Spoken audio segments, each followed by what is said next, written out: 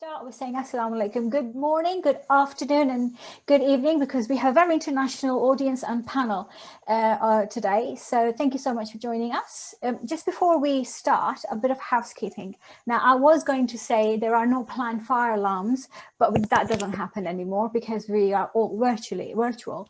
So some virtual housekeeping. This event is being live streamed on Facebook and is also being recorded. And the recording will be used later on or shared with those who couldn't join us today.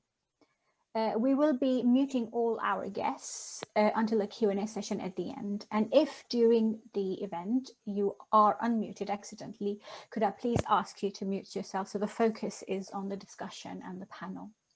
We'll start with an introduction and a 50 to 60-minute discussion. And we'd also love to hear we'd also love to take your questions from the audience, so please send them in through the Zoom chat and social media, and my co-hosts will collate them to ask at the end. And you can actually ask questions in person yourself as well. I am Robbina Qureshi, and today I have the privilege to host the Empower Me, Empower You event on behalf of Cube Network, Consortium and Wolf Sisters. So what are they, for those of you who don't know? Cube is a network of networks. It is a joint voice of Muslim employee networks and professionals from different organizations and industries, connecting, supporting and inspiring Muslim employees and paving the way for the next generation. Consortium is a wider network across industries and provides mentoring programs to connect experienced Muslim professionals with young Muslim professionals to empower them with the skills and knowledge they require to progress in their career. Wolf Sister is a network to support and connect professional Muslim women working in the city. And it has grown organically since, by word of mouth, since 2014, with members from a range of diverse professions and background. So please do subscribe and connect with these networks to be aware of all the latest events and upcoming events as well. Right, we have an exciting hour to spend with 3 inspirational guests to listen to their career journeys and learn from their experiences, observations, and ask them any questions we may have, and listen to them about how they overcame challenges when they faced them. Their credentials are amazing. So to avoid me making any mistakes, which I quite do often, I'm going to read them so I don't miss anything. We have Hauwa Shehu, who is a specialist criminal barrister with experience in criminal justice sector. She joined the Crown Prosecution Service in 2014 and is now a District Crown Prosecutor. She has previously served on the Executive Committee of the CPS Spain Staff Network and the National Black Crown Prosecution Association as Deputy Secretary. She is the current chair of the CPS Muslim Network, and in this role, Hauwa assists the CPS in community engagement, policy consultation, support of Muslim employees, and in achieving its equality and diversity objectives. Our second guest is Somaiya. She is KPMG Director of IT Transformation and the founder and leader of IT's Her Future program. IT's Her Future program was founded in 2015 as a response to a lack of diversity within KPMG's technology department. It is now a firm-wide program to articulate, implement, and embed the step change required by KPMG in attracting, recruiting, promoting, and retaining women in technology. Her hard work has seen the female headcount raised from 26% to 42% between 2015 and 2020. And the award-winning mentoring program scheme sees 1 out of 5 of its mentees pursue their ambitions. Anna is passionate about getting girls excited about technology to ensure no opportunity is closed for the future generation and to ensure it truly is IT's our future. Our third guest is Anbreen Khan, who I said is very kindly dialing in from hot Dubai, making us all jealous. She is a tax partner at Deloitte, and although she spent the majority of her career as a UK partner in Deloitte's London office, she's now a Deloitte Middle East partner, focusing primarily on the government and public sector, and has been based in the UAE for the last 3 years, coinciding with the introduction of VAT and excise tests in GCC. By way of background, Anbreen is a qualified lawyer and formerly led the Deloitte Muslim Network in the UK. She is a mentor and formally and as well as informally involved in career mentoring for a wide range of men, women across the full range of grade profiles. And a little bit about myself. As I said, I'm Robbina Qureshi, and I'm a senior manager at KPMG, working in aerospace and defense sector. I call myself a proud geek girl because I work with data and analytics. And so I'm passionate about seeing more girls and women in technology. So I'm also part of the IT of the Future program with Anna, and I have been mentoring at Brunel University for 11 years. I also mentor and coach at KPMG as well as Princess Trust. My faith is paramount to the way I conduct myself. So I try to constantly learn and apply and get involved with different initiatives.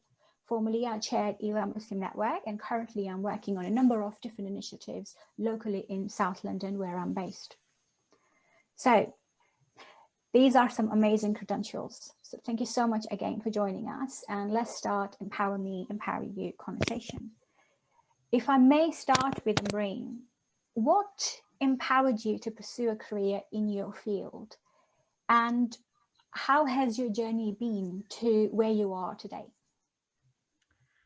Bismillah ar-Rahman ar-Rahim. Assalamu alaikum, everybody. It's a real pleasure and privilege to be on this Empower Me, Empower You conversation. Quite simply, what inspired me to take the career that I took, which was law, was my father. My father came from a humble background, and probably the odds were always stacked against him. But somehow he got a scholarship and read law at Lincoln's Inn in the UK, and practiced law all his life. And that really sort of inspired me to read law, in spite of the fact that I was in many ways discouraged from doing so, not only because I was a woman, but because it was known to be, certainly 30 odd years ago, a tough profession. It still is a tough profession, but nonetheless, that made me even more determined.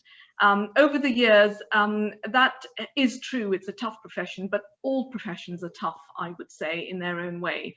But I'm glad that I did it, and like Robbina, like you, and many of us here on this, my faith has pulled me through, and that is really the anchorage that I hold very fast to in terms of how I've navigated my career. Okay. If I could actually ask the same question to Hauwa as well, I'm a criminal barrister. I'm sure you have some amazing stories to share with us, but we would love to know what made you go into that area, and how has your journey been so far? So assalamu alaikum, everyone, and really, really great to be here, mashallah. I think for me, it was definitely more an inspiration to become a barrister first. And then I almost fell into crime as the opportunity that presented itself, and ended up just loving it and really enjoying it. But similarly, for me, it was a relative that inspired me to be a barrister. And I kid you not, it was from when I was 8 years old. So I have an auntie who is just like the most inspirational and most vivacious character, and she is a human rights barrister in Nigeria. And I remember being 8 years old, going on holiday to Nigeria, and this auntie saying to me, "What do you want to do when you grow up?" And I was really into writing and reading. I was such a bookworm. And I said to her, "Oh, I want to be an author." And she was just like, "That's so boring. You need to spend a day with me, and you need to think about law." And literally within 24 hours, I was enamored. And can you imagine, it had such an impact on me that I never sort of moved from that path. And I think one thing that we forget is how powerful representation is. So it was only when I got a lot older and I started trying to break into the profession that it occurred to me that people who look like me don't conventionally do this profession. Whereas as a child, the one barrister I knew looked like me, was related to me. I thought it was the most natural thing in the world. And I do wonder, if I'd never had that sort of role modeling, would I have actually gone down that path? So for me, it was definitely about having a strong role model. And then the more that I went into the profession, the more work experience, the more I saw that crime really involved real people, vulnerable people, and it was a broken system. And I've instinctively like to want to fix things. I haven't managed it yet. It just really inspired me to continue on that path. Okay, fantastic. That sounds amazing. And the role models are absolutely needed to make sure that we're open to all ideas and opportunities in our lives. And I'd like to open up the same question for Anna as well. Anna is in the same sector as myself, so I'm really keen to hear her journey and talk about mine as well. Hi everyone. So first of all, thank you so much for the invitation. It's lovely to be here. You know, very similar to the last two speakers, for me, it was from a very, very young age that, you know, my father brought home this very chunky Amstrad computer. And, you know, from a very young age, I was so passionate and curious about it. And I remember asking him, what is this? And he said, this thing is going to change the world. And I knew from that moment I wanted to be part of something that was going to be, you know, is going to change the world. And I got really curious about it. Typically, as a Hindu female, for me, you know, it's about being a doctor or being a lawyer. And it was something that my family would really kind of emphasize, that we want you to go into being, you know, a lawyer or a doctor. But for me, I really wanted to pursue a career in computers. That's what I knew. And I started to get really curious, where I started pulling things apart, you know, joining sort of clubs with young boys actually that were pulling. That I was really always the only female doing what I did. And I remember breaking things and learning about how to put things together again from a very young age. And I think that problem solving and being able to find a solution through technology has kind of driven me in my career all the way through.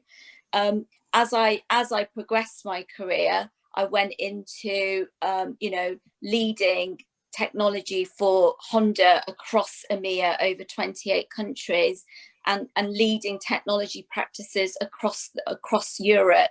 And I think for me, it's always been about how can technology help to fix business problems. And I've really always enjoyed problem solving and being quite analytical and, you know, understanding how things work from a very young age. And for me, that's been one of the reasons why I've got to where I've kind of got to today. And one of the reasons why I kind of really am passionate about getting more women into technology as well, because it's still a very highly male dominated field and industry as well.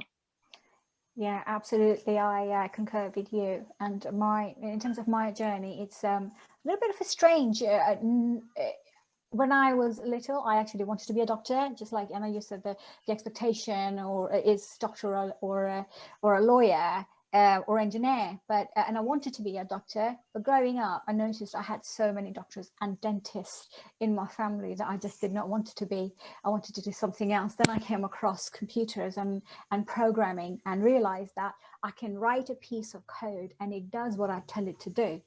And that was amazing to me as a child, as a young person, that I tell it something to do and it does it. And to be able to get information out of what I was doing and being able to help someone, my clients right now, that really, really pushed me to go into technology, data and analytics.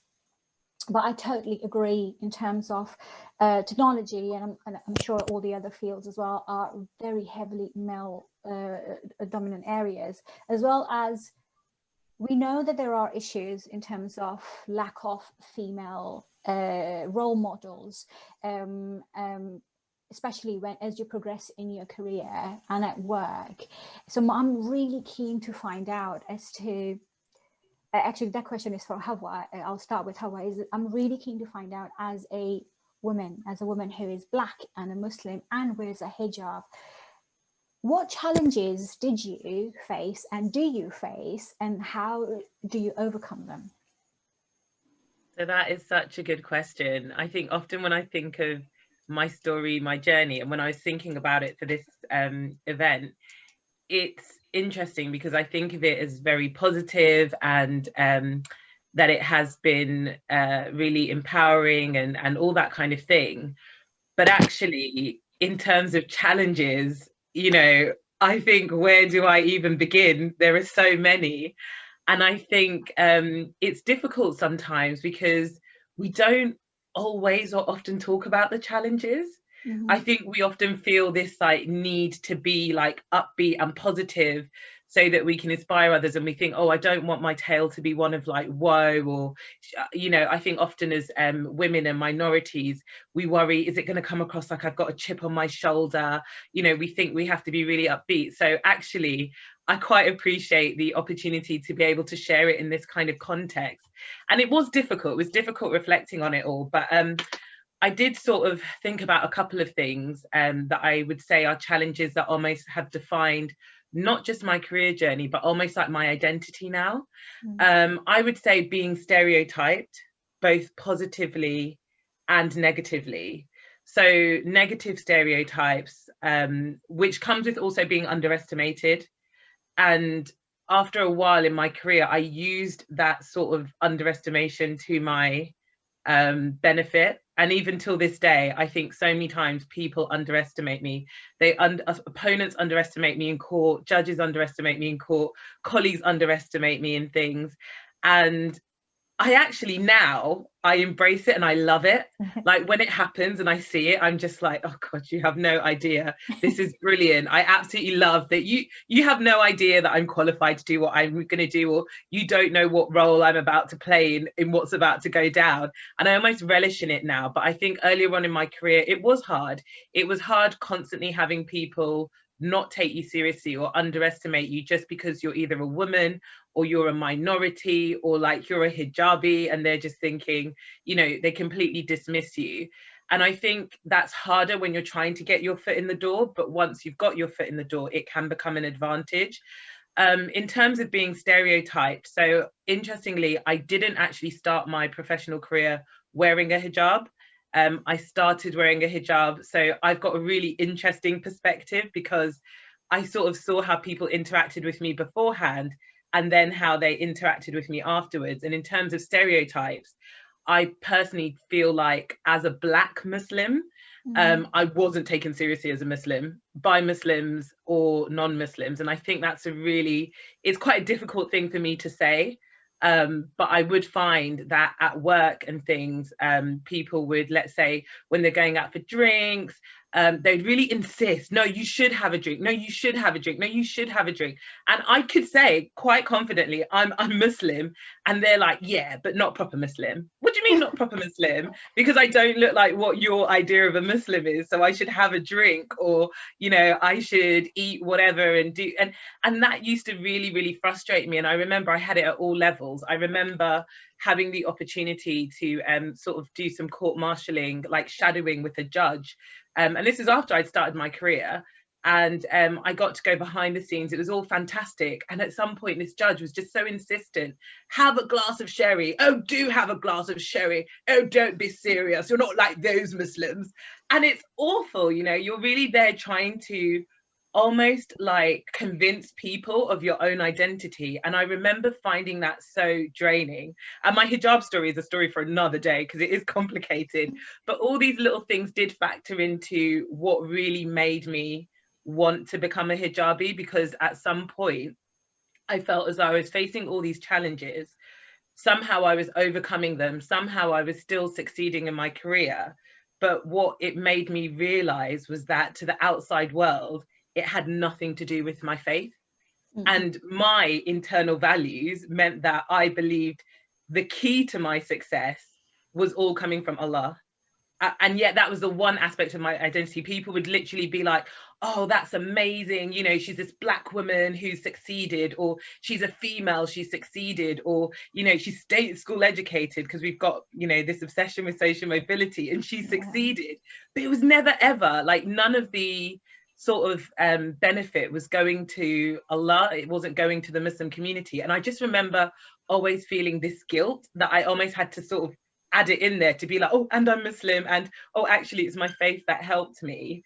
I definitely think throughout my career, another challenge that I found, being Black, being hijabi, all of this, I think, is being comfortable in my own skin and my own identity. This woman that you see before you, who comes across as really, really confident, I actually think it's because I had to get used to being confident. When you are the only Black person in the room, or the only female in the room, or the only hijabi in the room, you almost don't have that privilege to be shy. Like, the attention is on you. People are literally looking at you, staring at you. Sometimes, you know, I've stopped random conversations in like a room at court where people are like, who is she? Is she the paralegal? Is she the defendant? Is she lost?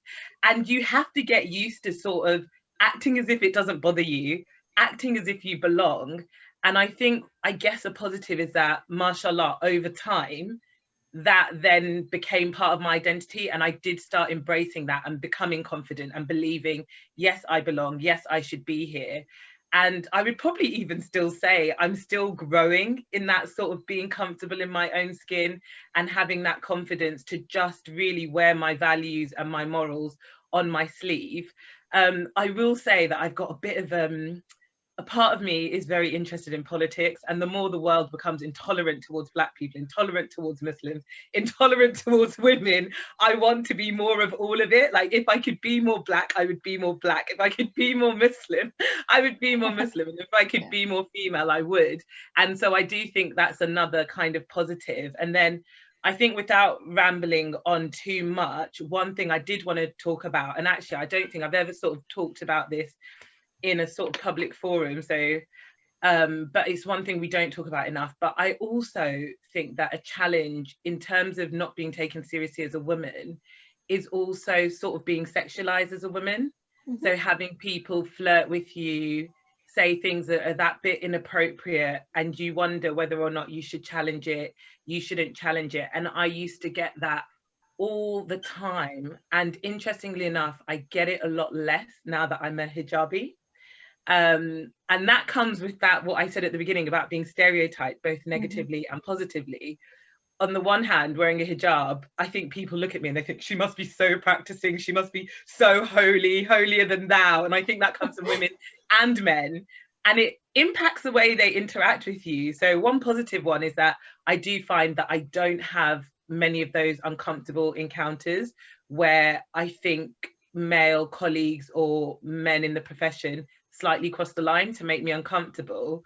But on the flip side, I find that sometimes people think, gosh, she must be so holy, and she's a completely different person now, or she must be really super duper religious, whereas I'm probably as practicing as I was when I wasn't wearing the hijab. It's just that now I'm more of a visible Muslim. So that's a couple of them. As I said, it's a topic that I think for all of us, we probably could talk about a lot in terms of the challenges, but I just think every challenge often has a double-edged sword, where it's going to be a challenge and it's going to hurt you, but once you figure out how to overcome it, it definitely makes you stronger.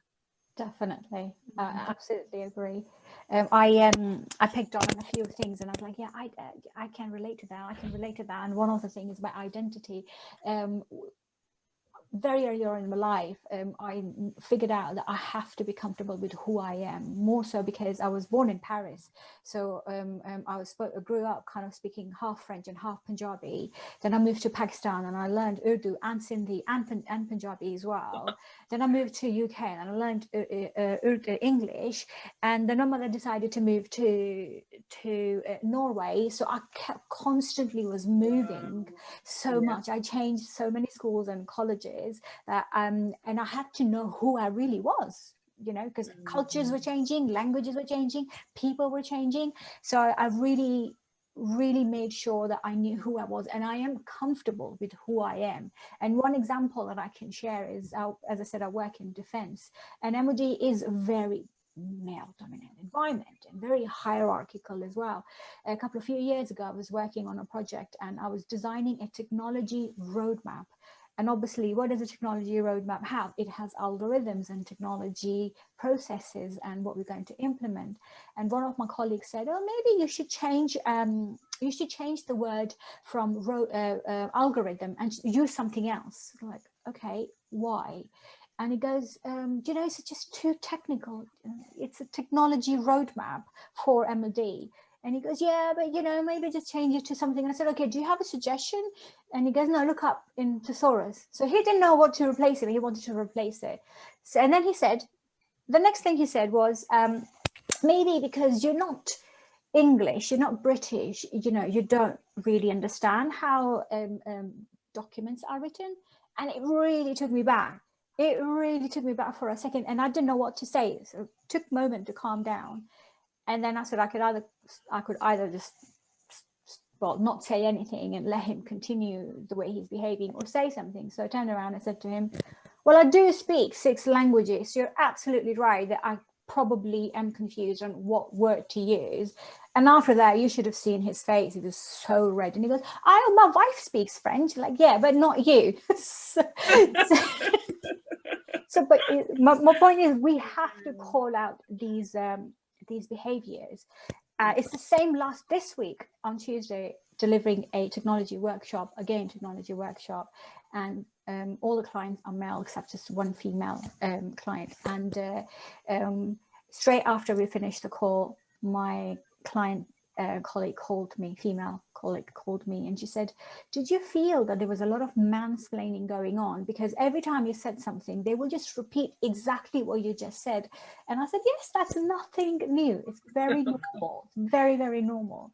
And I think I'll put that same question to Anna, because Anna works in technology, and I'm really keen to understand if Anna, you've experienced some of these kind of challenges, and how did you overcome them?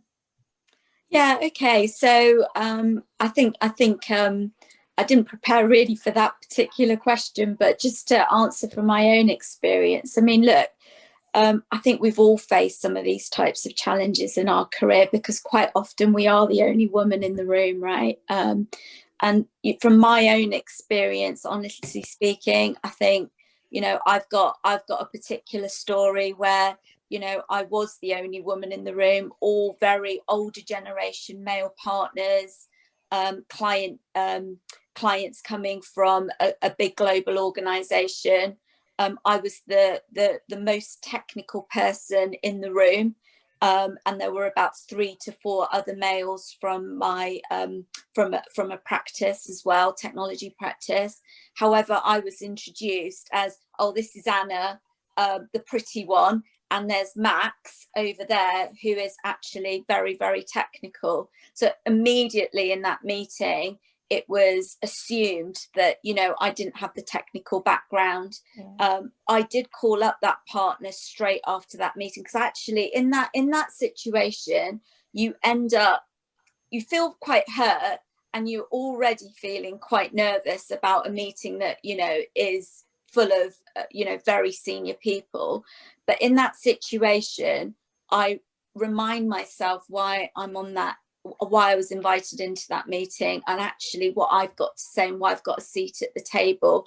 You do tend to end up being a little bit more masculine sometimes in behaviours, because you end up trying to compensate for the fact that, you know, you've got a voice at that table and you've been sort of belittled a little bit.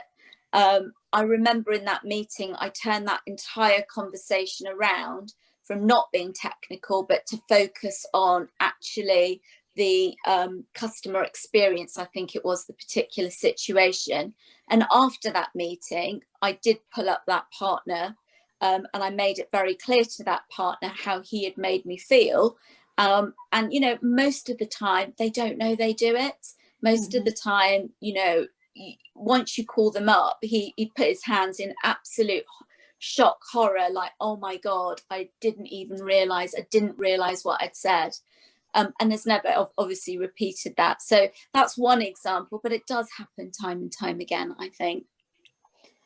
Yeah, I absolutely agree. And I even actually from a lot of senior male partners, or even just men in the room. One example I can think of is yesterday I was having another technology workshop. Again, we're having lots of them these days, and I had been talking for almost 15 minutes on the solution, and I introduced myself, and about 20 minutes into the call, a client, he goes, oh, you know, the other lady who was just talking, the other lady was me, and we all just been laughing since then yesterday that I was only talking for 15 minutes and he didn't know who I was for all that time. So yeah, but coming to Anbreen now, you've had the experience of working, you're Asian, working in, and you worked in London, and then you moved to UAE. How has your experience been, and what challenges have you faced? And do you see the difference between the culture here in UK and in UAE? Yeah, that's a really interesting question. When I moved to the UAE, you can imagine I was asked by a lot of people who, particularly non-Muslim people, you know, what is it like working as a woman in the Middle East? You know, how is it? How do they treat you, etc. I've been in the government and public sector, so I've worked in the UAE government a lot and advising the UAE government a lot. And I have to say that I have been in more diverse meetings here in the UAE than I did for my entire career in the UK. It's remarkable. So the stereotype that you get, that, you know, the media portrays about Muslim women especially, you know, not being allowed to work, or being sort of I don't know, imprisoned within their sort of culture, religion, etc. Has not been my experience here in the UAE. And I'm talking about, you know, meeting very senior women in the UAE who have not only a place at the table, but are decision makers and get listened to. And they're all wearing full hijab, you know, in the man, and the men are wearing kanduras. So there is a lot more diversity. I've been to meetings. I went to one meeting, and it was an all-women meeting, I kid you not, and it was at a very senior level, government level. So I had two senior government Emirati ladies. I had PwC was attending this meeting, and they had sent two women. I'm with Deloitte. We were two women from Deloitte, Anna Maria and myself. And there was a client who was also Deloitte. Who was a woman as well. I'd never been to a meeting like that in my entire career in the UK. That was fascinating. I wanted to take a picture of that and send it to the press. But having said that, the UAE is not without its challenges as well. And it would be unfair to paint a perfect picture out here. There is still a male-dominated culture. It very much depends on what areas. I was doing a panel the other day, actually, and it was the specialism was oil and gas, and, you know, again, very low representation of women in the oil and gas field. You know, the guy was saying, well, it's very operational, very technical, so you don't get a lot of women. You know, the same sort of sentiment that you and we've already heard on this call. Which was just such a sort of disappointing answer, actually, in this century, really. Yeah. You know, you just think, where have you been living in that sense? So overall, I think, look, there are lots of positives as well. There were positives in the UK. One thing I'd call out for the UK is, with all the challenges, and I recognise and resonate with so many challenges that have been already mentioned here, you know, there is a better understanding now of faiths, of cultures, of diversities. There's a long way to go, a long, long way to go. But, you know, I do feel that there is a recognition. I've been to parts of I was in London, I used to go to Tower Hamlets, all of the signs are in Sylheti and Bengali, and there are mosques, and, you know, so there is an openness to two different cultures at one level. And similarly in the UAE, I have to say, UAE is perhaps not so typical of the Gulf, but the UAE is a very cosmopolitan and open and welcoming culture as well. Yeah, and we have, even in UK, we have moved quite a lot. I do agree. I mean, I was watching a documentary, I think it was a couple of days ago, about suffragette. It was only 1940s and 50s when there was a case, this lady, I can't remember her name, but she was accused of murdering or conspiring to murder her husband with her boyfriend. and but she was well put together, and when she attended the court, she did dress up and put some makeup and had really nice clothes. And just because of her attire and the fact that she was wearing some makeup, she was perceived as charlatan. It was amazing to see. It was only 1950s and 40s that was happening, and she was actually sentenced to death at that time. However, we have moved quite a long from there. Now we are okay to wear heels and makeup, and no one, well, we do get some comments, but it's not the same as being sentenced to death these days. My next question, this is the question that really close to me, and I'm really keen to have discussion on that. We talked about lots of barriers and challenges that we have all faced in different environments. And we know that they exist around us as well. Anna, do you think that we too have set up societal or mental barriers for ourselves that limit us from even trying something, or going after something? So from my experience, I think the answer is yes. You know, look, there's a lot of research out there, and I see it as part of IT's future. You know, generally women are less likely to go for things or put themselves forward unless they are 120% sure that they're going to be successful, unlike our male colleagues. You know, if I just take my example of coming to KPMG, you know, I really should have, leading a C-suite at Honda, come in at a director level, but I sort of downgraded it and went, no, I'm going to come in as a senior manager just to be sure that I can absolutely do the role, you know. And then it took, you know, my mentor, it took my performance manager, others in my network to convince me to even go for director promotion. And looking back on that, it's actually almost embarrassing now, to be honest. I think that's sort of one of the reasons that I think sometimes women can be slower, you know, in their career progression in comparison to some of our male colleagues, you know, or at least they are the ones less likely to take some risks. And I also think that, you know, if you have experienced, like we have on the, you know, with all the speakers, we've experienced some kind of discrimination, you start to kind of begin to believe it. If you've been told kind of multiple times that people like you don't belong here, you sort of start internalizing that a little bit, and you sort of follow the path of least resistance, I think. You know, you don't sort of, if you don't see yourself in a room, or you can't see those role models above you, then, you know, you find it hard to sort of put yourself out there, I think.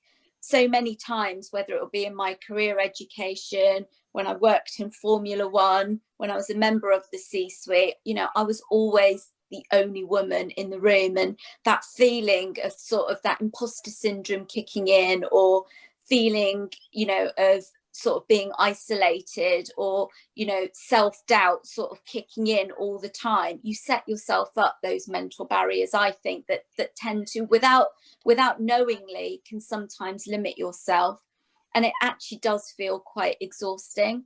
Yeah. But I do think you have to remind yourself, you know, and that's what I do, is sort of pinch myself and remind myself, why am I here? How have I got here? You know, what difference am I bringing to the table? And actually, I think something that's really helped me in my career is having those mentors around me that kind of are my soundboards, but also that voice, that inner voice in my ear, giving me sometimes that self-confidence and courage to speak up and not limit myself. You know, really making sure that, you know your worth, and you're not going to settle for less, is what I think. Absolutely. And I think we've all, I definitely have experienced imposter syndrome. I don't like the term at all, but it is a reality that when you are in a room and you're the only woman, it does feel that I don't know what I'm doing here. Should I really be here? The other element to this question is more on the society as well, the culture, for example. South Asian culture and Black culture, I think are similar. Please, Hauwa, do correct me if I'm wrong, in terms of there are certain roles for girls and boys, and girls don't do what boys do because boys are stronger, and girls just need to get married and have babies. And that, I think, from a very young age, it puts a limitation when you're constantly being told that you know, well, just do education, just do college and maybe a degree, but then find a nice boy and get married and then have children. It has changed, obviously. It has changed. In my example, my mother was very, very supportive of what I wanted to do, and actually she was the one who pushed me to go more further and further and further. But I have seen her sisters and the way they are with their daughters. There is contrasting behavior and attitude, and I've seen how I've done and how the behavior that my aunties had impacted their girls. And it's okay, it's normal but I really do believe that the equality starts at home, the education on equality, that in terms of access to education or access to what you want to do when you grow up, should be equal, and we need to really start to embed those from a very young age. I'd love to hear, Anbreen and Hauwa, your point of view on what do you think? I think so. I think in my sort of culture, especially nowadays, interestingly enough, the big challenge is almost this push for women to be amazing and excel at everything. So there's this push for us to be education. Interesting enough, in my culture, I'm originally from Nigeria, as I mentioned, they really want us as women, you know, get a degree. There's a lot of emphasis put on education, and whether it's getting a degree and then you're even more sort of respected as a woman if you've got a master's, etc., etc. But then at the same time they want you to find a husband, and that husband has to be similarly educated and very successful, and a doctor or a lawyer, etc. And then when you find that husband, they want you to also be striving to become a judge if you're a lawyer, at the same time as having wonderful children, and your house must be tidy. And it's crazy because they've sort of not ditched the old stereotypes of wanting us to be these domestic goddesses and focusing on the home, but then they also want to say my daughter is this and my daughter is that. And I think there's so much pressure on minority women these days because we have both of those responsibilities, and we're almost not allowed to sort of you know, underachieve in any aspect of that. And I think some of that needs to be taken away, and the choice needs to be given back to us. What do we want to do at different stages of our lives? We might have different priorities and different values, and I think that's okay. I do also think that, especially for me, there are a lot of aspects of the culture and the religion that have, to an extent, can be a bit damaging if you don't have them in if you don't have them in a balanced way. So I have, and I've accepted this now, an absolutely irrational fear of evil eye. And it's absolutely irrational. And for so many years, I found that really conflicting in terms of sort of mentoring and being visible, because I wanted to support people, I wanted to help people, and I wanted to inspire others. But then I was always like, oh, but you don't want to be too boastful because, you know, evil eye is out there. Someone's going to think that you're arrogant and wish badly upon you, and your whole career is going to crumble. And I just remember my sort of work best friend, he's a Pakistani Muslim guy. And I remember the first time I ever sort of articulated it to him, where I said, I didn't tell anyone I'm applying for this promotion, blah, blah, blah, blah, blah. And he just looked at me and he was like, just recite, you know, Ayatul Kursi and be done with it. He's like, Allah gave you the tools to protect yourself. Why are you so scared of it? And I think it's not just the religion, it's the culture. We're taught to be like successful but humble and modest, and I think so many of those concepts are very hard to reconcile. But I definitely think that we put that on ourselves. And then, sorry, just one tiny other thing I wanted to mention, because you talked about sort of societal barriers, and it's not sort of personal ones I think we put on ourselves as individuals, but I see a lot that sometimes minorities almost apply double standards to other minorities when they're in leadership positions. And my first leadership position, I actually found that the most disheartening and the most challenging, in that I found that if I was dealing with sometimes, not always, but sometimes Black or Muslim staff that I was managing, there was almost this expectation that I shouldn't be as hard on them, and they wouldn't give me that same level of respect or authority. You know, it's like, yeah, you're my sister, you're this, you get it. And it makes it so much harder. And I think we have to, rather than just going out there and preaching that we want to see more people from our community doing well actually, when they're doing well, we've got to support them in it and respect them in it and pay them their dues. And I often find that we have a bit of a double standard sometimes in our community, where if you've got a white male manager, you'll be on time, you'll do the work and you'll stick to the deadlines. The moment you see someone who looks like you, you'll be like, oh sister, you know how it is, it was this reason and that reason. And I think we need to be really careful about that. Yeah, I agree. I think there's also a little bit of an unhealthy competition as well. When I say that, I mean is that if you see someone doing well, instead of actually supporting them or push them to go up, we actually have a tendency to just pull them down. But we should be the other way around. If you push them up, they'll pull us up with them. But it's unhealthy competition. Anbreen, what about yourself? Yeah, I think I'd just add 2 points. I mean, I echo a lot of what Hauwa said, actually, and this clash between culture and religion and double standards is very real. But the 2 points I'd make, the first point I'd shout out, I'd make a call out for guys as well, actually. We've been focusing a lot on women, and it's right to focus on women. But when you're looking at the BAME constituency, if I can put it like that, Black and ethnic minorities, men also actually in the BAME category have a lot of challenges. And I remember going to one town hall in my firm, and the CEO was standing on the stage, and there was this black guy, and he was probably the only black guy in this whole sea of a couple of Asians, lots of white people. This is back in London. And I salute him to this day, because when it came to the Q&A, he asked a very simple but impactful question. And he said to the CEO at the time, he said, how long will it be before someone who looks like me will be standing where you are on that stage? And it absolutely flummoxed the CEO. He didn't know how to answer that. He was literally caught out for a few minutes. And then, of course, he gave an answer.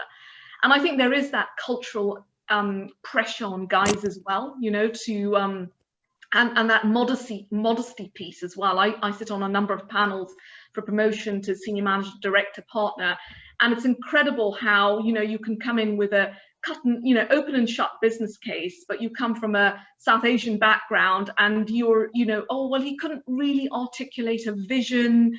He wasn't really as ambitious. And you get the alpha male white guy who comes and says he can conquer the world. Whether he can or can't is a different issue. And you've got to really cut through that, right? And whenever I'm mentoring and coaching people from a BAME background, that's one of the key things that I'm very keen in developing, because confidence is a skill. People think you're either confident or you're not. No, that's not right. It's a skill like any other skill, and it can be learned. And it's a skill that I really encourage people to learn in terms of empowerment. I absolutely agree. And the one point you mentioned about when you are talking about yourself, South Asian, and I'm talking because I am myself, so I can cover that. Men or women, we've been brought up to not talk about ourselves, because I'll give my example. If I said something, Mum, I did this, and I want something, and she always used to say, praise is what other people do, you don't praise yourself.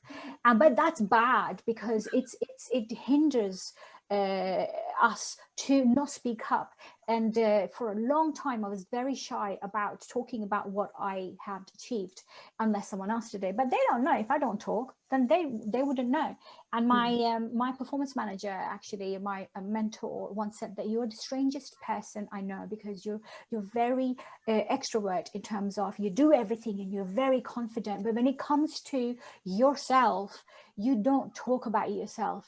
And I don't understand how this works. And I told him the background is that we don't praise ourselves. Praise is what others do. And he said, because if we do, we come across as big-headed. That's just not acceptable by our South Asian culture. And the one exact advice he gave me, and I'm sharing it here, hopefully it will help everyone as well, is that don't think of it as boasting. Don't think of it as you're praising yourself. Think of it as you're stating facts.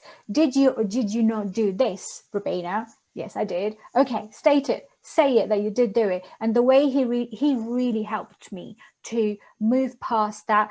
I'm just stating what I did. I'm not praising myself. And I hope this helps, because it really, really helped me. We've got, I know we did start 10 minutes late, so I can quickly cover 2 questions because they're really, really important. One question, Anbreen, is that we all talked about mentoring and coaching in navigating our careers. Do you recommend to our audience to go and have mentoring and coaching? And did you have mentoring and coaching yourself?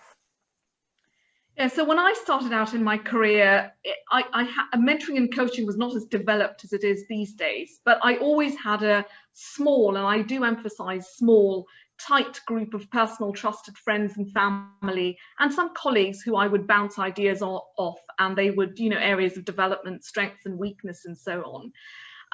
But before you come to mentoring and coaching, I think my one advice, my one overarching advice would be that, and I have a cousin of mine to thank for this, is that she pushed me to a halakha, a daras as we call it, and they were doing the names of Allah in that, in a series.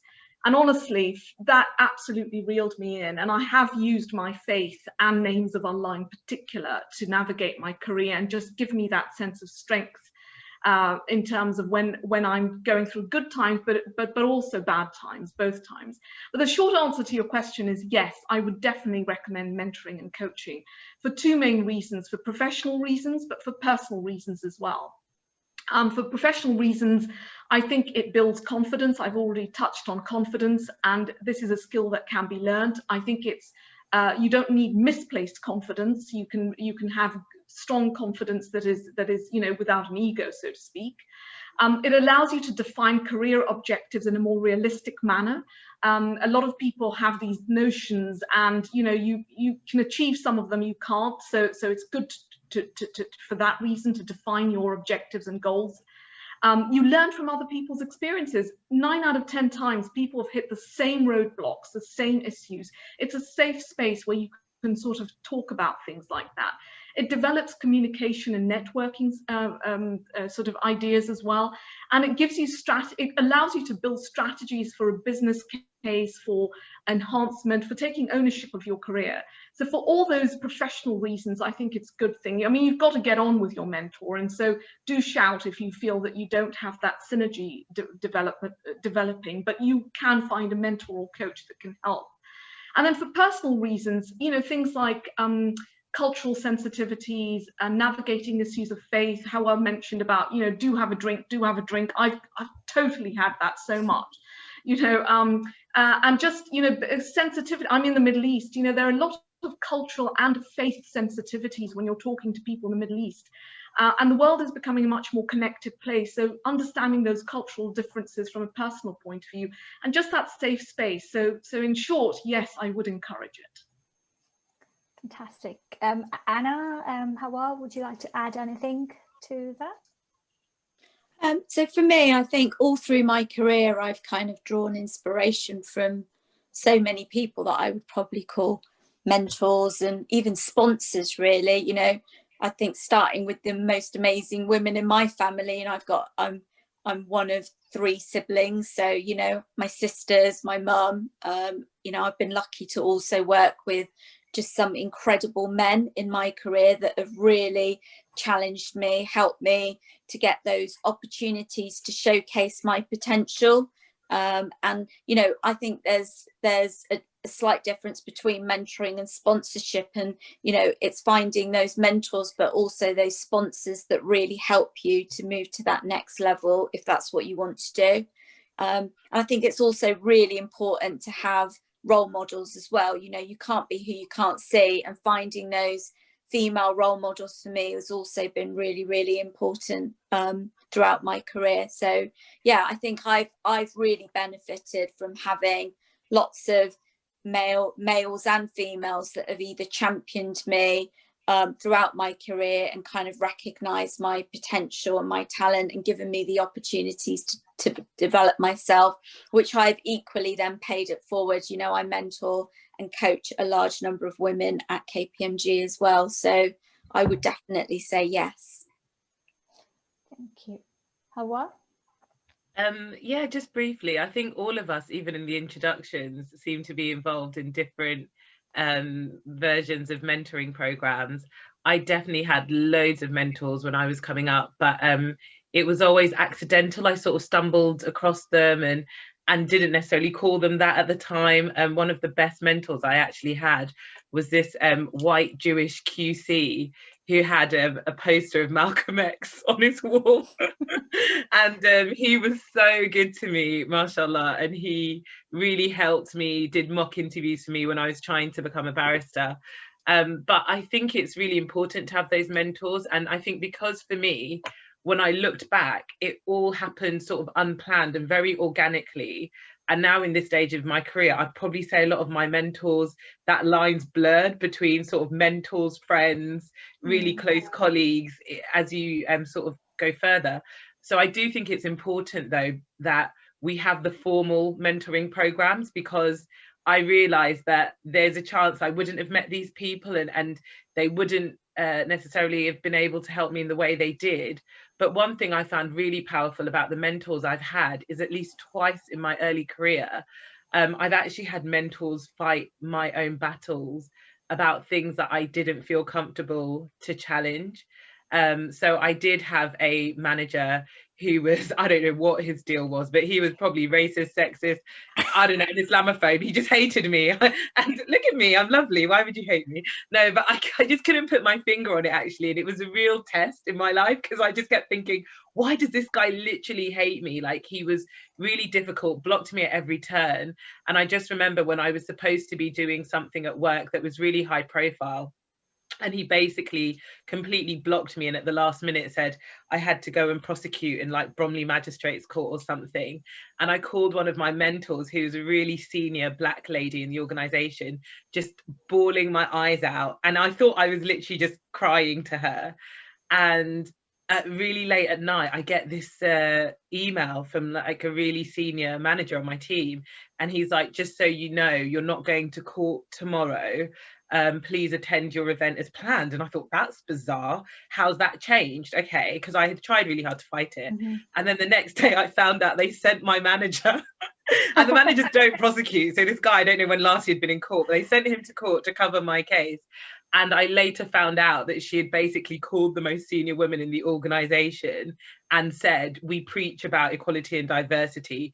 And here you have this young black Muslim girl who has this opportunity, and this is how we're treating her. You need to fix it. And I couldn't have done anything about that situation. I would have taken it as a loss. And actually, when you've got good mentors, sometimes they can actually fight those battles that you are not yet senior enough or able to fight, or they can advise you as to who you should be talking to and how. Because I think often we just end up not addressing things because we think, I'm too junior, it's going to ruin my career. But actually, they've made it. I remember her saying to me, I'm retiring in this many years. I don't really care what they think of me. They can't really touch me. You know, I've got my OBE, I've got this, I've got that. And I was just like, you're amazing. So I couldn't recommend it more. Definitely take up mentors. I absolutely agree on mentoring, coaching, and sponsorship. And all three of these with men or women, both, to be able to learn the different aspects of our life, because we work with men and women both, and they have experiences that we can learn from. And I have been mentoring at Brunel for a very, very long time, but it took me a very long time to actually ask to be mentored. For some reason, I was very shy. But when something happened, and it was around a manager of, not my manager, but a colleague, senior colleague, who called my manager to say she comes in at 9 o'clock and she leaves around 5, 6 o'clock. And we need to make sure that she needs to work like a dog. And my manager told me straight away. He called me up and he goes, I have absolutely no problem with you. I was away on holiday for 1 week. What happened?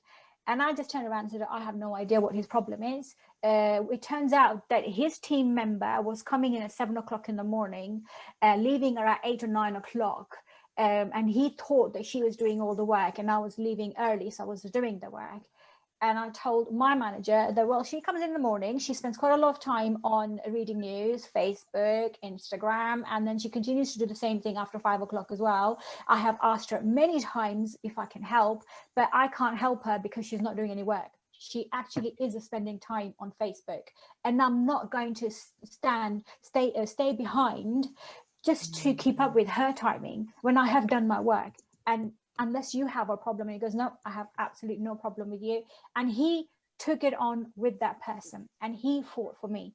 So yes, absolutely do ask for mentors and coaches and sponsorship. Very quickly, I'd really love to have 3 key skills from you that you would like to share to empower our audience. Anbreen, let's start with you. So I think confidence is the first skill I would say. Build that. Adaptability. I am a qualified lawyer by background. I've done tax all my life, but I'm doing a lot of technology these days, right? So don't limit yourself in your head, and be ready to respray yourself and embrace new things. And the third thing, probably the toughest thing, but really crucially for me important, is try and stay positive. I know it's hard, it's easy said, but positivism is so important. And whatever the coping mechanism you have for that, because once you start whispering in your head, I can't do that, and we all have talked about imposter syndrome and all the other challenges, you will start degrading yourself, and that whole undermining piece. You know, I was given a role recently, and when I spoke to someone about it, they said, oh, this person should have it. Never mentioned me, because obviously I couldn't have got that role. But and then I said, well, actually, I think they asked me for the role. And, you know, so that stay positive, even when someone's underestimating you. And in my case, I use my faith to stay positive. Islam is a very positive religion, you know, think well of God, think well of yourself. Yeah. Anna? So very similar, but I'm going to think of 3 others just on the cuff, really. So for me, I would say 3 skills that have kind of helped me a lot is being passionate and being curious about what you love doing, whether it's technology, whether it's law, whatever career. Just continue to remain passionate and curious about it. I think that will help you to get to many places. Something I really do practice is take time to reflect on where you are, what you want to do. If what you're doing is still making you happy, what else you could do. Every 4 years is my kind of reflection point. So I've kind of changed my career every 4 years and moved into different roles that have made me kind of stretch myself, feeling a little bit uncomfortable, continue to learn and develop my skills. So I think it's quite tempting to sometimes just coast through your career, but taking time to reflect is quite important. And then finally, for me, don't think that your career path or your timeline, whether personally or professionally, has to fit into the norms. I think everyone has their own timeline and their own journey, whether it's, you know, marriage, having this type of career or whatever. I think we are sometimes quite stereotyped, particularly in our own cultures, to follow a typical timeline. And I think actually that timeline it's your life, your career, you know, choose your own timeline, your own path. And that's how I've kind of lived my career, really. I haven't tried to replicate exactly the same as everybody else. Thank you. Hauwa? That last point about timelines, absolutely brilliant. We don't talk about that enough, so I endorse that. I think just 3 quick bits of I guess, is it advice or skills? One of them, talking about mentoring, is don't think you have to wait until you've made it before you can give back. We need to be seeing mentorship at every single level. So for sort of younger audience members, once you've got into a brilliant university, you should be mentoring secondary school children. Once you've gotten onto a graduate program, you should be mentoring university students. And at each stage of your career, just keep giving back. And that's how we strengthen our community. And also you realize then that you do have sort of wisdom to give and your experience. I remember the first time someone asked me for mentoring, I was like, what do I know? I've gotten in here by luck, I don't know. And actually it helped me as well realize that I have skills and values. The second one is, do you literally be yourself and don't compromise on your values or your beliefs, because we talked a lot about identity and being comfortable in your own skin. When you're not, it makes this career journey less enjoyable, and it does make it harder. Authenticity is so important. And if you really build your personal brand, you actually become known for a lot of these things that are your inherent values. People realize that, do you know what, you're a safe pair of hands, you've got a good work ethic, you get things done, all that kind of thing. Just, you know, be true to yourself, and the rest will come naturally. And I think the last one is sort of always try and make sure you've got a healthy work-life balance. And that's so difficult for me to say because I don't think I have one yet. But I think it's really important that you're constantly thinking about your well-being. And if you're in a really, really toxic environment and you're not at the stage in your career where you can change it, believe in yourself and find another opportunity. And I've done that before, and I haven't felt like I sold out or anything, but I was in a role where it was such a toxic environment, I was miserable, and actually that's what pushed me into one of my promotions. Is I just said, I need to get out of here, not for the same money, and I just went and I left. And I think that don't ever underestimate your sort of well-being. Robbina, I think we've got some questions in the chat. I don't know, I know we're running over. But I'm not sure. Yeah, we're close. We're moving towards that. Where we've got lots of questions coming in. So just 2 points on that. Before we go on to the questions. Be yourself, and in terms of identity, I know from South Asia background, I can talk about it, is that we have this tendency to say that, oh, you know, we're somehow inferior than, for example, the white colleagues, but we're not. We've grown up with 2 cultures at the same time, so we have a skill set which is adaptable. We've grown up with 2 or 3 or 4 languages or sometime with two cultures inside the house and outside the house. So be yourself and accept who you are. The last one is from a faith point of view. Faith trumps every time. That is the one. Faith guides me like Anbreen. I do everything according to what I'm supposed to do, and I'm constantly learning. I'm not perfect, and I'm nowhere close to it. For example is every time I'm going in a meeting or interview or a presentation, or I'm meeting a client and I'm a little bit nervous, I always recite Al-Qadr, because he is Qadr over everyone. So I recite Al-Qadr, you know, imagine that person that I'm about to present to, and just imagine that, well, he is under the influence and control of Al-Qadr. And that's how I kind of help myself to go and do things in every aspect of my life as well. We can have this conversation for a very long time because it is amazing, and personally I don't want to stop, but I really want to make sure that we get some questions from the audience as well. So my co-host Tasnima has been collating all the questions coming in, and I will pass the virtual mic to Tasnima to ask a question. We'd like to do a few questions from the chat room, and then a couple of questions if you are interested in asking yourself. So Tasnima, over to you.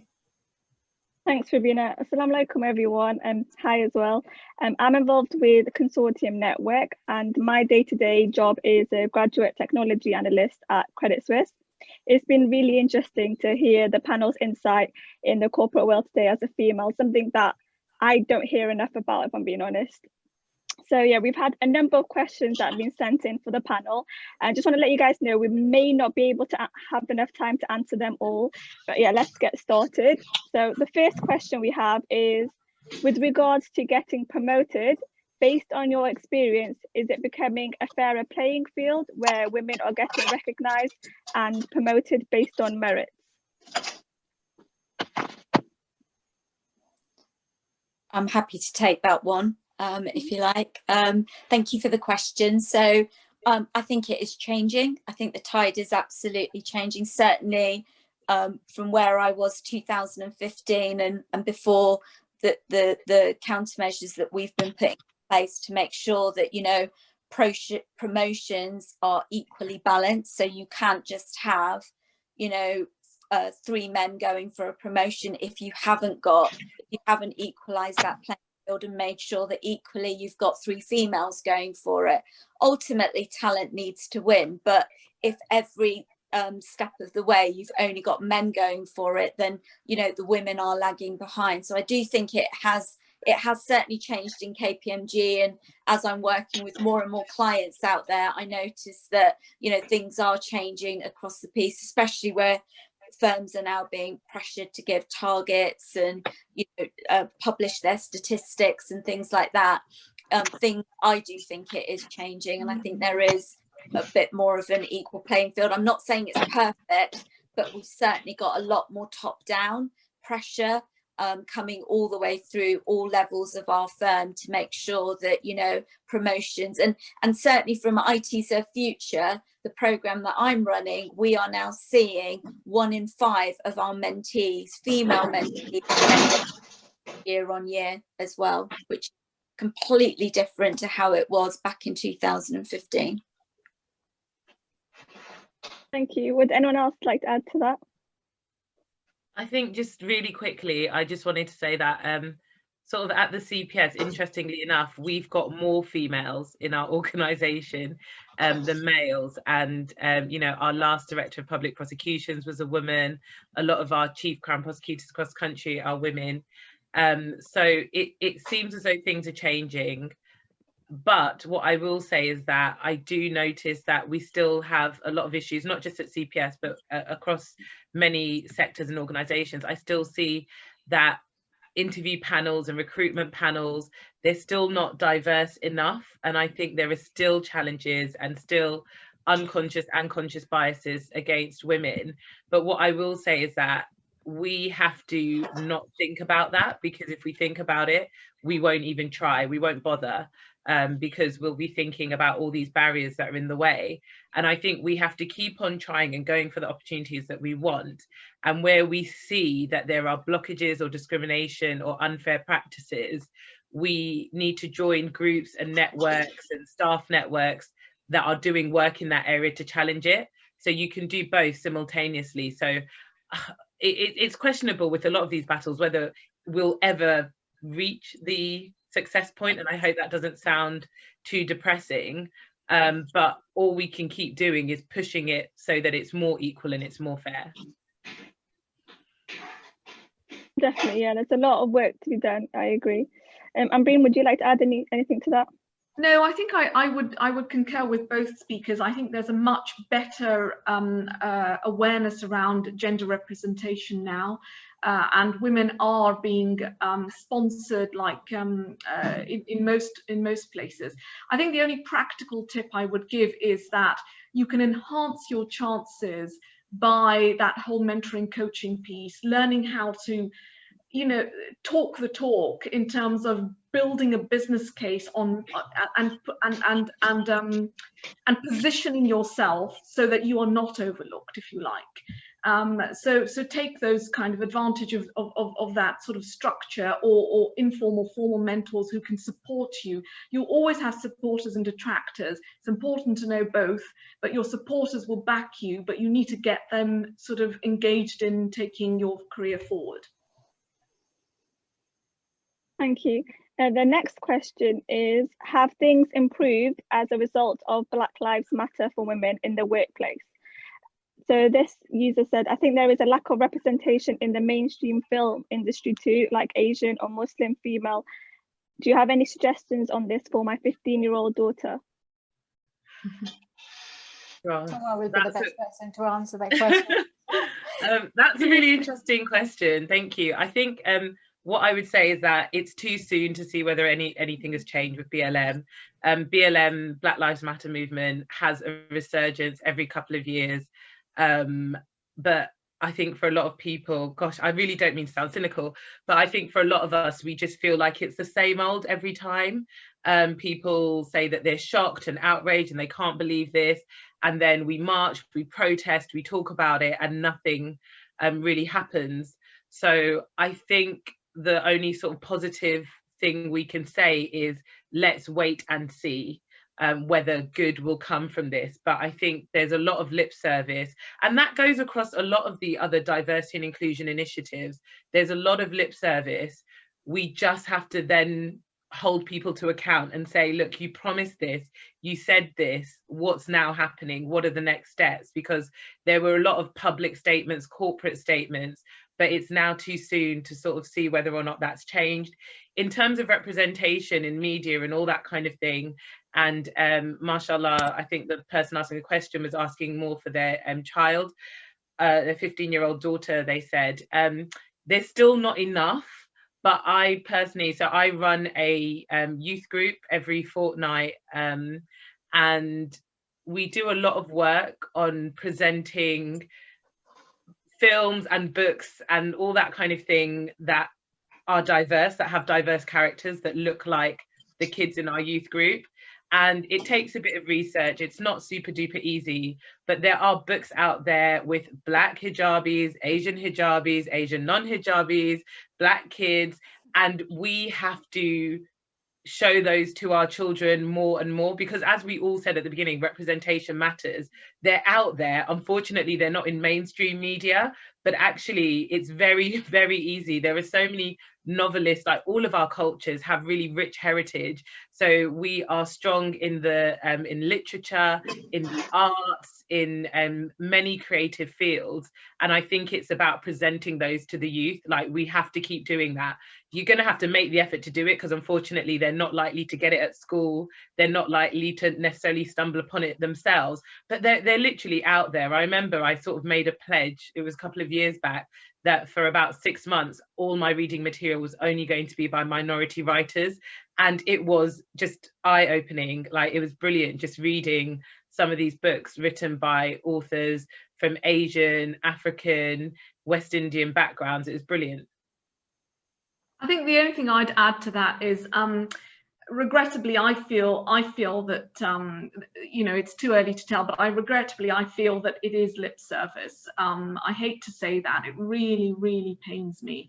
You know, it's a cause very close to my heart, not only because we are all part of BAME, but I was brought up in Africa as well, so I've seen that kind of racism firsthand, actually. And you know, a couple of weeks after George Floyd, actually, it happened again, and then it happened again, and it's not good enough. It's just not good enough. I'm not sure what the answer is, to be honest. I really don't. I don't have I don't have an answer for it. But what I can say is, individually we can change. So to the 15-year-old daughter or child that you know, if I was, you know, we can help a 15-year-old child. You know, we're here, we've got networks, we've got Cube, we've got so many, Hauwa's just been mentioning the youth groups. So there is, to my mind, there's a power of the individual. Whether there is the power of the might of the strength of numbers, I'm not sure yet, and I'm skeptical about it. Thank you for your answers. So yeah, since we're on limited time, if we could do some quick fire answers, if that's okay. So our next question is, how accessible are your respectable fields to career changes? Most panelists mentioned being inspired at an early age. What opportunities are there for those who are currently in different professions to gain some insights and experience in your field? So I can kick off with an answer. So I did the very traditional thing, did law, and then moved into sort of a Big Four corporate environment where I did I sort of specialized in tax and tax litigation, actually.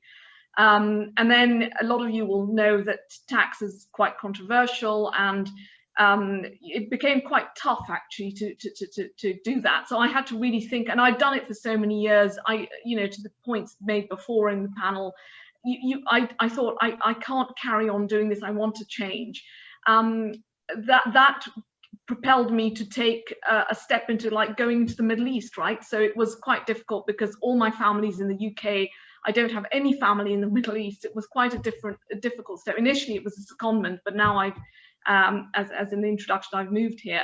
But there's a lot of tax transformation, technology transformations that are happening. So in the Middle East, they need to find alternative means of revenue as oil prices drop, and they can't just rely on oil, so they're looking at diversification of their economies. So there's a lot of openings in the Middle East, actually, and there's a lot of openings not only in tax but around technology and digital transformations. So if you're interested in that sort of thing, then it's something that you should be able to branch out of. So as I said, from a very traditional background, I'm now branching out into looking at more digital transformations for organizations and governments, and broader sort of, even, the world stage. You don't have to just, you could go out and do a secondment somewhere else. You can, do a stint doing something completely different from what you have studied, for example, just to try things out. It depends where you are in your career, but take some advice and try and chop and change if you can, and respray yourself, and look for new opportunities in regions where there is growth, essentially. If I could just add to that, is that, and that's coming from someone who went to so many schools, I've forgotten half the school names. I wanted to be a doctor, very traditional view from family, from myself as well. But that was exactly the thing that made me do something else. Don't limit yourself. Do things differently. When something different brings a change, and change is always good because you adapt and you learn something new. Yeah, I would just say some practical advice. If you want to change career, then, technology demand is significantly increasing, and diverse supply of digital talent in technology is just, we're not anywhere near where we need to be. So, there is so much material out there. You can go out and learn something on cloud, or you can learn something. It goes back to, I would happily recruit people in technology at KPMG if they could demonstrate a passion and a curiosity and a potential, and are prepared. If you've got transferable skills but you don't have the technology skills, then you're prepared to learn that, then, and prepared to come in at the right level, then of course anybody can come into a profession like technology. But it's really, really important that you go out there and you understand what's available. So get yourself being passionate and curious about that. There's STEM clubs out there, there's material online, there's free learning that you can do in order to learn about data or cloud or analytics or project management or different skills in order to be able to enter particularly the technology profession, for example. And then just really quickly with law, I would just say that a lot of focus tends to be on transferable skills. So I've got loads of colleagues that came from either a civil background and they're now doing criminal law, or they come from a management background and they decided to do law. The only sort of issues is if you want to practice in law rather than sort of work within the law firm framework or the legal organisation framework, you obviously will have to do certain professional qualifications. But I would say talk to people already in the profession, just have a chat with them, see what it's going to take and see if it's for you. But I think in most professions, they value life experience. So if you've had a different career beforehand, it definitely doesn't stop you. You're not stuck at all. Great, thanks guys. Yeah, so moving on to the next one, and if we could all, if it's okay, if we can keep the answers quite quick, only because we've got quite a few to go through, if that's okay. So the next question is, do any of you mentor others outside of your current field or organisation? So I mentor at Swindon Academy, which is for very disadvantaged children potentially that have come through real from troubled backgrounds, for example. So the mentoring program and the coaching program that we run there with a company called Grit is really to aspire the younger generation to come out of that cycle of where they can be more aspirational about things. So that's where I do it. Short and sharp, trying to keep it short and sharp. And I just do formal mentoring within Deloitte, but I always am happy to do some informal mentoring if anyone contacts me. I'll just say ditto to that last one. At the moment, I haven't been taking on really new mentors sort of long term, but I do ad hoc mentoring whenever someone reaches out. So feel free to get in touch with Cube or Consortium, inshallah, if anyone wants to. And I'll ditto to Hauwa and Anbreen both. Thanks, guys. Next question is, how are you all coping with the whole concept of working from home?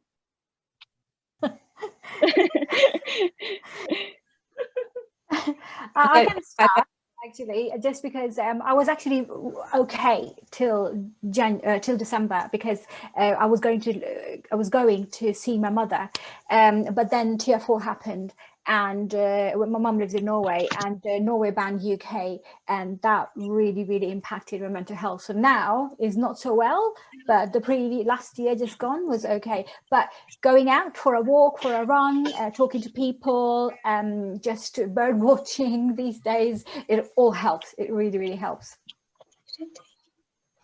Yeah, I would say it's relentless. I don't enjoy it at all, to be honest. I mean, commuting from Swindon to Canary Wharf was about 2.5 hours on my journey, and I would take that any day, to be honest, because Yes. Right now I'm caring for a mum, caring for 2 young children. You know, it was actually my daughter who said to me, you know, Mum, it's 4 o'clock and you haven't even fed us. And it's like, it's just one call after the next call after the next call, and the days are longer and longer. So I'm not really enjoying it or feeling it very much at the moment. But again, you know, you've just got to be as best as you can, block your diary out and let your PA know, particularly for me, is please let me have a lunch, you know, otherwise I just can't cope with this. So yeah, it's putting some countermeasures in place to make sure you do get some kind of balance in the day. But to answer your question, I'm not coping particularly well with it.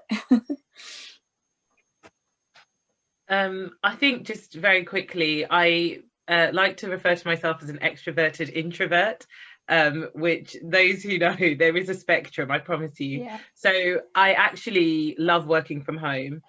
So initially when lockdown happened, it was kind of my dream. I was like, thank God I can get up a bit later.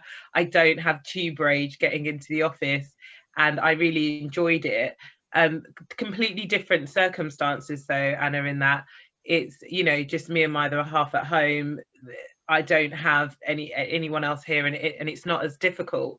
But what I have found really eye-opening is that sort of unhealthy work practices that I thought were because of certain things in the office, I've now realized that actually maybe they're part of how I work, or how I've allowed people to expect me to work.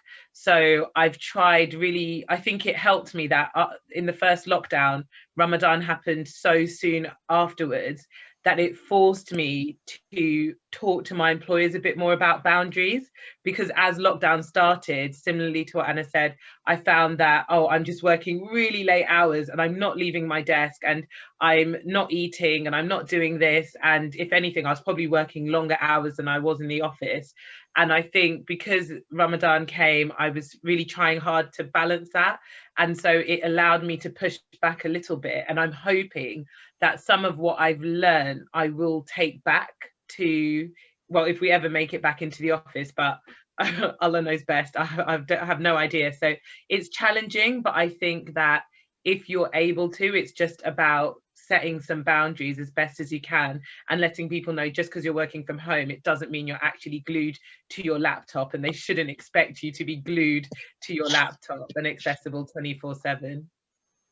I'd just add that I've been very lucky, like Anna, and I don't like working from home at all, but I've been back in the office since July last year. So the circumstances in UAE have just allowed that. So that's been a privilege. But what the positive side of it is, as Hauwa was saying, Ramadan fell in the beginning of a very strict lockdown here.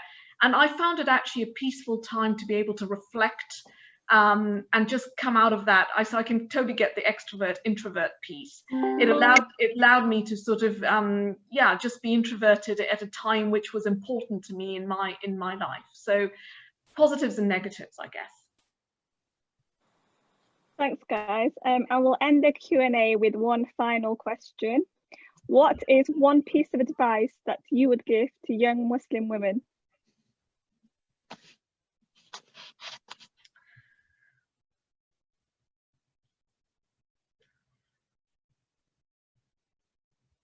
Who's going to go first? That's a tough one. I will take that. I'm conscious of the time because apparently Zoom is going to finish very soon as well. So whether you're any faith and a woman, it is really important to be comfortable with who you are as an identity. Developing an identity and being comfortable with that is extremely important.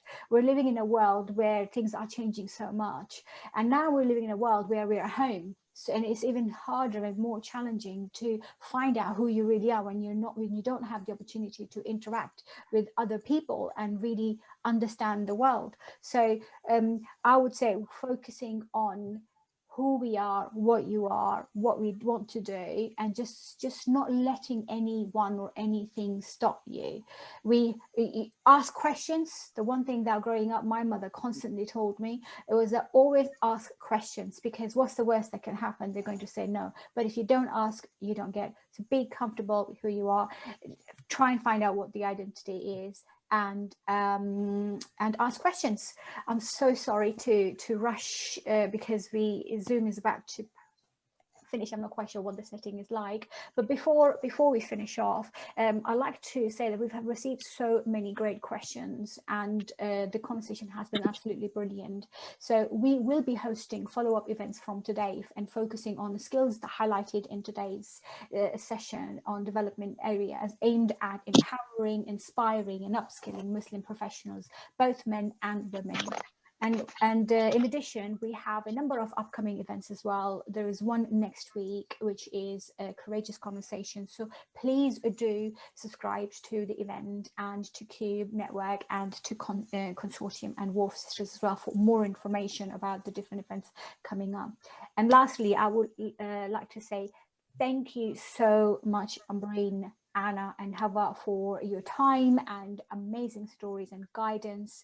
I did not want it to stop, but unfortunately Zoom is forcing us to stop now. And I would also like to say thank you. This event couldn't have been possible without all the effort and the hard work that my friends Sayed, Tasnima, Shabnam and Abdul from Cube, Consortium and Wolf Sisters have put in. So thank you again so much. And I think that's about it. And the last thing, thank you so much, audience, for all your wonderful and thought-provoking questions. We will keep these questions and we will look at them as well and see if we can get back to you.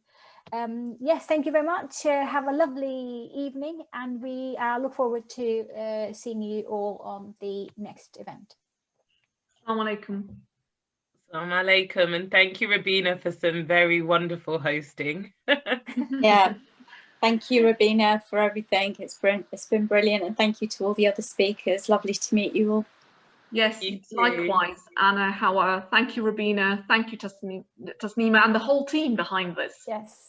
Yeah. Thank you all. Really Thank you. grateful. Really great. Thank you.